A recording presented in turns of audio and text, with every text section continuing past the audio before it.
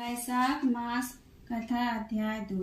सूत जी कहते हैं, महात्मा नारद के ये वचन सुनकर राजर्षि अम्बरीश ने विस्मित होकर कहा, महामुने, आप मार्गशीर्ष, अगहन आदि पवित्र महीनों को छोड़कर वैशाख की ही इतनी प्रशंसा क्यों करते हैं? उसी को सब मासों में श्रेष्ठ क्यों बतलाते हैं? यदि माधव मास सबसे श्रेष्ठ और भगवान लक्ष्मीपति को अधिक प्रिय है तो उस समय स्नान करने की क्या विधि है? वैशाख मास में किस वस्तु का दान, कौन सी तपस्या तथा किस देवता का पूजन करना चाहिए? कृपा निधे उस समय किए जाने वाले पुण्य कर्म का आप मुझे उपदेश दीजिए।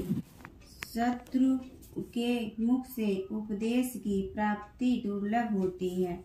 उत्तम देश और काल का मिलना भी बड़ा कठिन होता है। राज्य प्राप्ति आदि दूसरे कोई भी भाव हमारे हृदय को इतनी शीतलता नहीं प्रदान करते जितना कि आपका यह समागम। नारद जी ने कहा, राजन सुनो, मैं संसार के हित के लिए तुमसे माधव मास की विधि का वर्णन करता हूँ।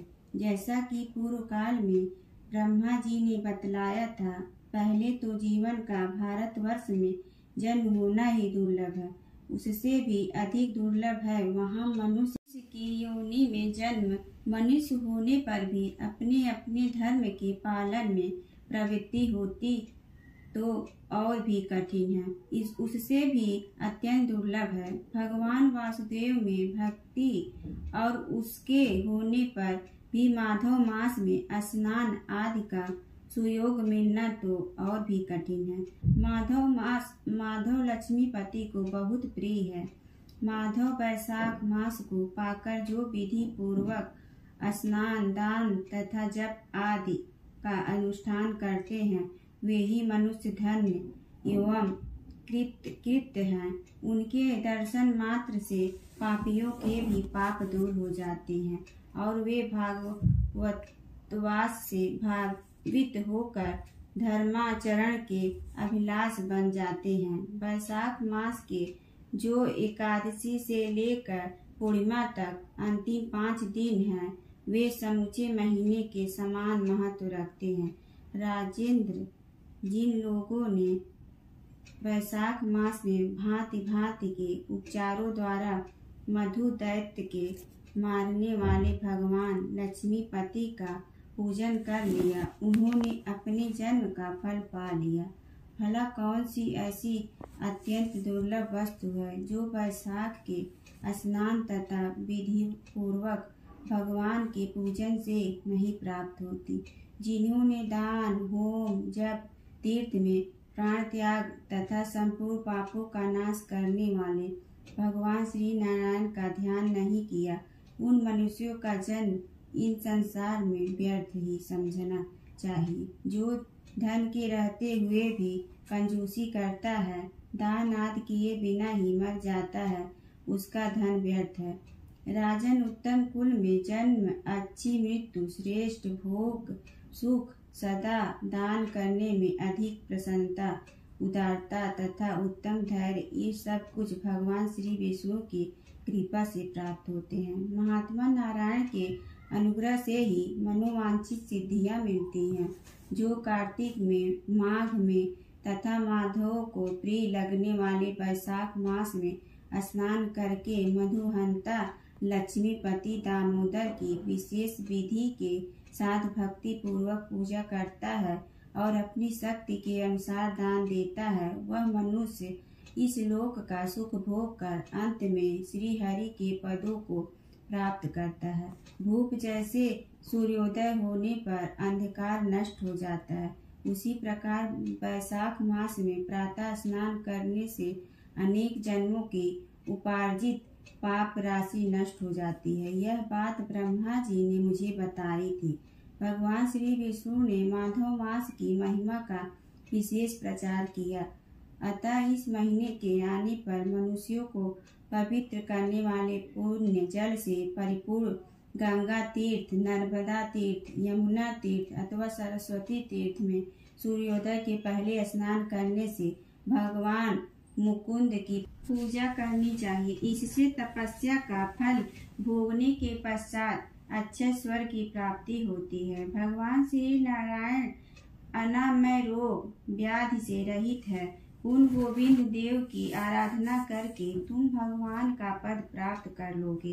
राजन, देवाधिदेव लक्ष्मीपति पापों का नाश करने वाले हैं। उन्हें नमस्कार करके चैत्र की पूर्णिमा को इस व्रत का आरंभ करना चाहिए। व्रत लेने वाला पुरुष यम नियमों का पालन करे, शक्ति के अनुसार कुछ दान दे, हविष्यान्न भोजन करे, भूमि पर सोए, ब्रह्मचर्य व्रत में दृढ़ता पूर्वक स्थित रहे तथा हृदय में भगवान श्री नारायण का ध्यान करते हुए कृच्छ्र आदि तपस्याओं के द्वारा शरीरों को सुखाए। इस प्रकार नियम से रहकर जब वैशाख की पूर्णिमा आए उस दिन मधु तथा तिल आदि का दान करे। श्रेष्ठ ब्राह्मणों को भक्ति पूर्वक भोजन कराए, उन्हें दक्षिणा सहित धेनु दान दे तथा वैशाख स्नान के व्रत में जो कुछ त्रुटि हुई हो उसकी पूर्णता के लिए ब्राह्मणों से प्रार्थना करे।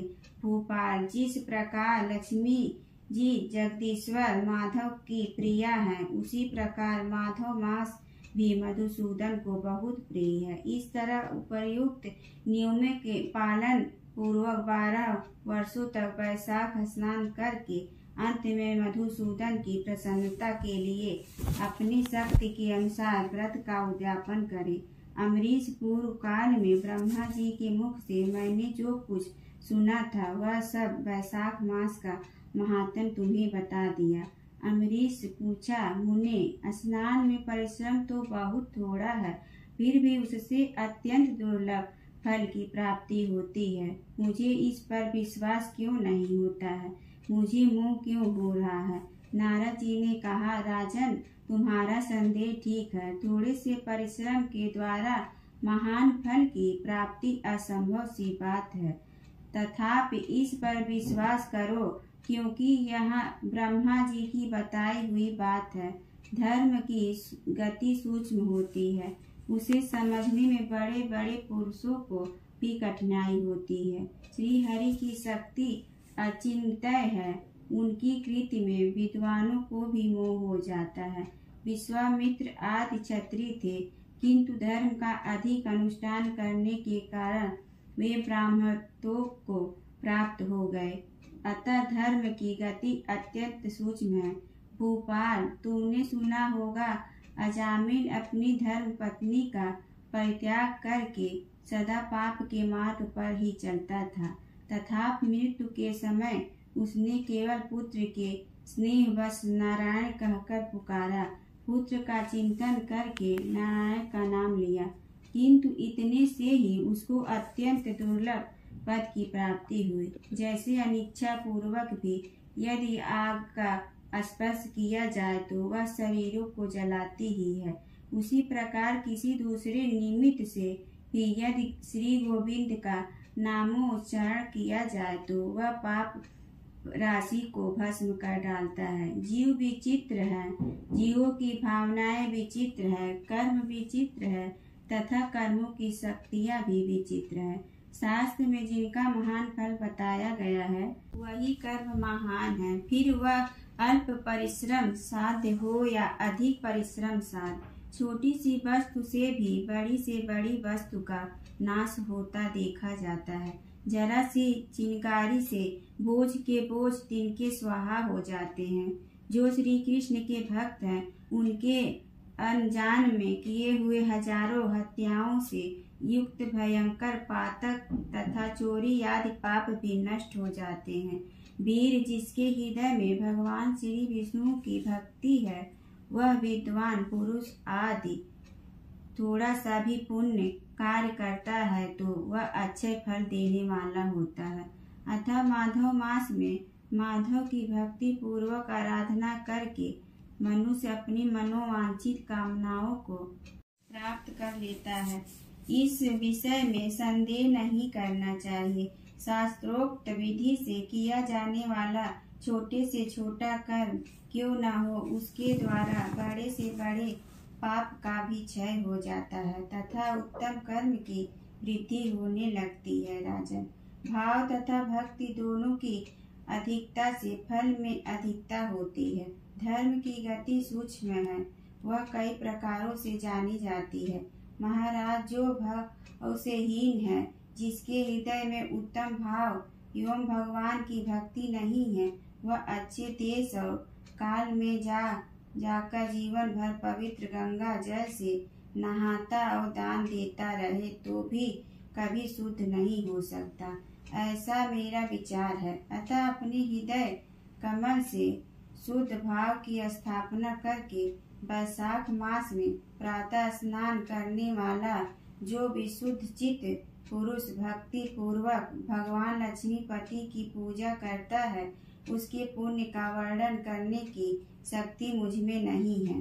अतः भूपाल, तुम वैशाख मास के फल के विषय में विश्वास करो। छोटा सा शुभ कर्म भी सैकड़ों पाप कर्मों का नाश करने वाला होता है। जैसे हरि नाम के भय से राशि पाप नष्ट हो जाते हैं, उसी प्रकार सूर्य के मेष राशि पर स्थित होने के समय प्रातः स्नान करने से तथा तीर्थ में भगवान की स्तुति करने से भी समस्त पापों का नाश हो जाता है। जिस प्रकार गरुड़ के तेज से सांप भाग जाते हैं, उसी तरह प्रातःकाल वैशाख स्नान करने से पाप पलायन कर जाते हैं। यह निश्चित बात है। जो मनुष्य मेष राशि के सूर्य में गंगा या नर्मदा के जल में नहाकर 1, 2 या 3 समय भक्ति भाव के साथ पाप प्रशमन नामक स्तोत्र का पाठ करता है, वह सब पापों से मुक्त होकर परम पद को प्राप्त होता है। अमरीश, इस प्रकार मैंने थोड़े में यह वैशाख स्नान का सारा महात्म्य सुना दिया। अब और क्या सुनाना चाहते हो? बोलो विष्णु भगवान की जय।